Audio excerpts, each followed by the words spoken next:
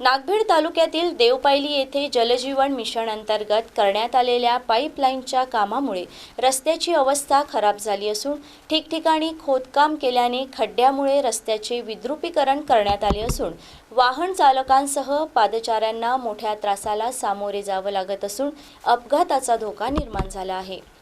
जलजीवन mission अंतर्गत 1.5 वर्षापूर्वी नळाची पाईपलाईन टाकण्यासाठी रस्त्याची खुदाई करण्यात आली होती।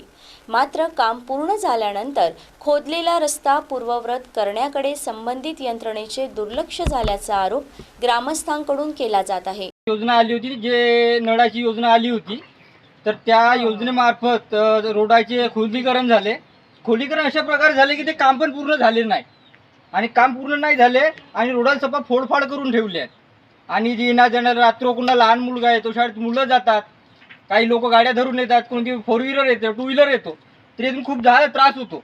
खड्डे पडल्यात, स्लाक निघल्यात रोडाच्या, तरी ग्रामपंचायत किंवा अति म्हणजे कोणतेही प्रशासन झाले काम पूर्ण करून नाही राहिले। याचं उत्तर कोण देणार आम्हाला? तर आम्हाला उत्तर याचं हवंय।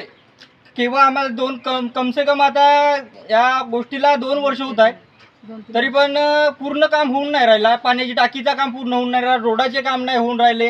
हे खड्डे लहान मुलं आमच्या घरातले येऊन जाऊन पडून राहिले इथं, तरी पण प्रशासनाचं दुर्लक्ष आहे आमच्या। याच आत्ताच्या काही वेळानंतर या व्हिडिओ काढायच्या 5-10-15 मिनिटांनंतर काय आमच्या गावातील एक व्यक्ती इथून गाडी धरून जात होता, 2 व्हीलर, आपल्या पत्नी बरोबर, तर त्याचा इथे या खड्ड्यामध्ये गाडी स्लिप झाली आणि त्याला दुखापत झाली। आता ते सध्या दवाखान्यात गेले आहेत।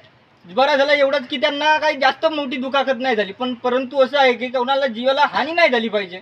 याचं उत्तर कोण देणार? कोणतं प्रशासन देणार? ग्रामपंचायत पण देत नाही। ग्रामपंचायत मला ते तिकडे ते प्रश्न मांडतात की आमच्या ते मंजुरी नाही आहे, आम्ही ते त्याला करणार नाही। हे याचे मुद्दे कोण मांडणार आम्हाला? हे रस्ते आम्हाला केव्हा देणार हे दुरुस्ती करून? घर टॅक्स वसुली पूर्ण घेतात, सर्व गोष्टी सर्व करतात, परंतु आम्हाला ह्या रस्त्याचा मंजुरी देत नाही।